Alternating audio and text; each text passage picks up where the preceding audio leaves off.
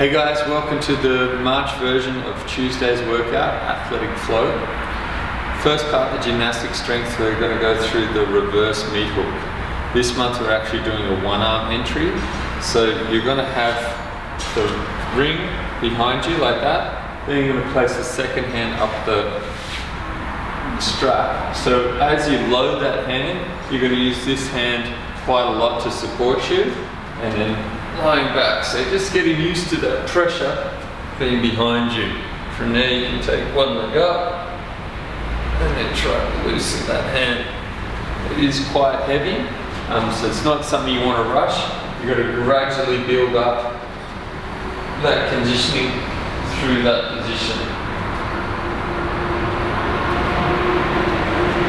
But you've got one foot on the ground, so it is much easier. A lot harder than the front meat hook. It just takes time to find your position and really condition your shoulders. The second part, after a nice breathing rest, is the QDR. So you're down in the squat, it's just a lateral entry this month, so you're going from left to right, one each side. First step is getting the hand there, getting that nice base.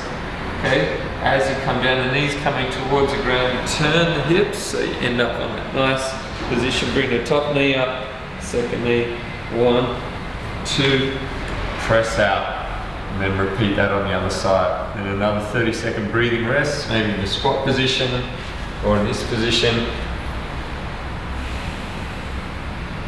Really try and relax and open up through here. Reset the ribs before you go into that next movement, because it's pretty heavy, those reverse meat hooks on the rib cage. So you don't want to rush it, you also want to just feel how you can release the pressure there and get used to that force going through there when you're doing the movement. This next one here, just got the single arm flag, so you're going to raise that ring up as high as you can reach it. And then from there, you're going to be down into a tucked position like that, and you're going to straighten this leg out, this arm out as far as you can. Try and get a 15-second hold each side. That, so from there, and coming out. Then we've got the cartwheel. So it's good to use a line, but what you might find in the beginning, if you're a bit scared to kick over the top, you can just do a kick up and then come down, bring those arms up. So you're trying to feel nice and light here, lunge in, kick, stretch, come up. The other one, getting used to the turn to start with, is come down, place one hand, and step around and come up. You can gradually take it higher until you can go straight over, where you feel those legs kick straight over the top. So just getting a couple each side on that. Then we've got the box jump. So the box jump, easier version is just a step up. You can go with a higher box, or you can just go without a box and do a vertical jump. But just from here, arm swing. So you're just trying to get used to that vertical lift when your arms hit there. Then you can add the jump into it. Really trying to open up the hips, land up on the box straight. So again, you don't need a high box to get the value out of it, and you don't need a box at all. If you want, you can just do the jump here and try and get that nice stretch and absorption. For the core, nice and simple. Just got trap circles.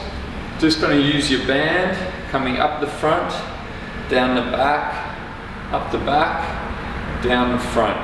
So you could make it harder by grabbing the band further down, or you can get the heavier band, obviously.